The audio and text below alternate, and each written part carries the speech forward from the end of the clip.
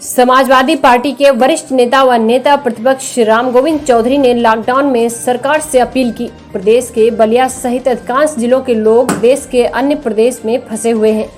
तत्काल उन्हें खाने पीने की व्यवस्था कराएं और उन्हें उनके घर पहुंचाने की कृपा करें। नेता प्रतिपक्ष राम गोविंद चौधरी का कहना है कि देश के गृह मंत्री और मुख्यमंत्री को इस मामले में पत्र भी लिखा था, लेकिन अभी तक कुछ भी नहीं हो रहा। देखिए एक रिपोर्ट। आज माननीय मुख्यमंत्री जी ने एक निर्णय लिया है कि देश के अन्य प्रदेशों में जो प्रवासी मजदूर फंसे हुए हैं, जिनको खाने पीने की हर तरह की समस्या है, उनको उनके गृह जनपद तक पहुंचाने की व्यवस्था की जाएगी। इसके बारे में आपका क्या कहना है?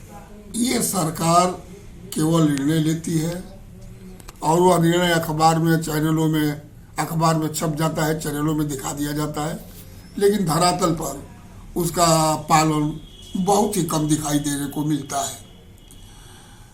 जो ही लॉकडाउन हुआ, तत्काल हमारे पार्टी के राष्ट्रीय अध्यक्ष आदरणीय अखिलेश यादव जी ने माननीय प्रधानमंत्री जी से आग्रह किया कि एक बाइक लॉकडाउन होने के कारण, रेल और बसों का चलना ठप हो जाने के कारण पूरे प्रदेश पूर्वांचल, उत्तर प्रदेश के पूर्वांचल, चाहे उत्तर प्रदेश के अधिकांश जनपदों से, बलिया समेत अधिकांश जनपदों से लोग देश के हर प्रदेशों में कमाने, खाने और अपने परिवार को पालन करने के लिए जाते हैं। ये चूंकि रोज कमाने खाने वाले लोग हैं, लॉकडाउन होने की स्थिति में धीरे धीरे उनके पास पैसा खत्म हो रहा है और वो खाने के भूखे मरने के लिए मजबूर हो रहे हैं। आप तत्काल हर प्रदेश के माननीय मुख्यमंत्रियों को से उनकी व्यवस्था करने की निर्देश देने की कृपा करें।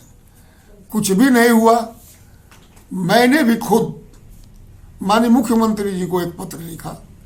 पत्र पता ना उनके यहाँ जाता है, उनको मिलता है नहीं मिलता है, कि बलिया पूर्वांचल तथा प्रदेश के अधिकांश जनपदों से गरीब लोग, चाहे किसी भी जाति धर्म वर्ग के हों, वो देश के अधिकांश प्रदेशों में जाते हैं कमाने, खाने और अपने परिवार के पालन पोषण करने के लिए पैसा भेजते हैं। और आप उनको तत्काल चिन्हित करा करके देश के लगभग हर मुख्यमंत्रियों को आप यह आग्रह करने का कृपा करें कि वो बलिया पूर्वांचल तथा प्रदेश के हर प्रदेशों में फंसे हुए प्रवासी मजदूरों को भोजन पानी की व्यवस्था करें।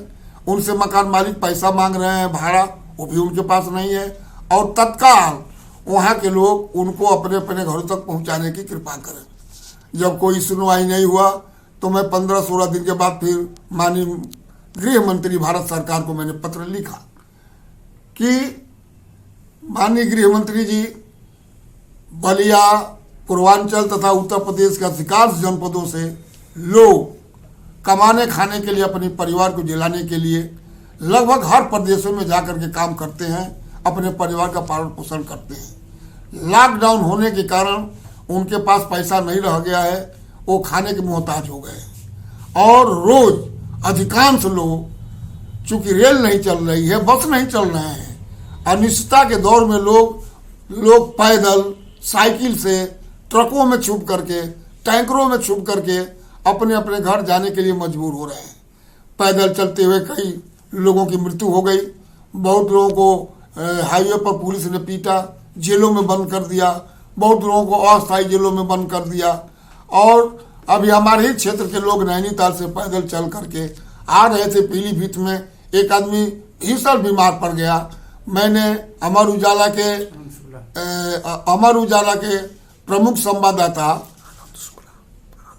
आनंद शुक्ला जी को मैंने फोन किया, उन्होंने उसकी किसी तरह से व्यवस्था करके भर्ती कराने का काम किया है। सारा उत्तर प्रदेश के प्रवासी मजदूर बिल्कुल बेहाल हो गए हैं और सरकार उस पर कोई ध्यान नहीं दिया। मैं पुनः स्मरण पत्र भी गृह मंत्री जी को लिखा कि मैंने आपको पत्र लिखा था, कोई व्यवस्था नहीं हो पाई और आप तत्काल इन प्रवासी मजदूरों को उनके घरों तक पहुंचाने की कृपा करें। आज मुख्यमंत्री जी का मैंने भी सुना कि निर्णय आप जैसे कह रहे हैं कि उनका जो निर्णय लिया है, तो मैं आग्रह करूंगा कि निर्णय ही न रह जाए जैसे पहले के निर्णय हुए हैं।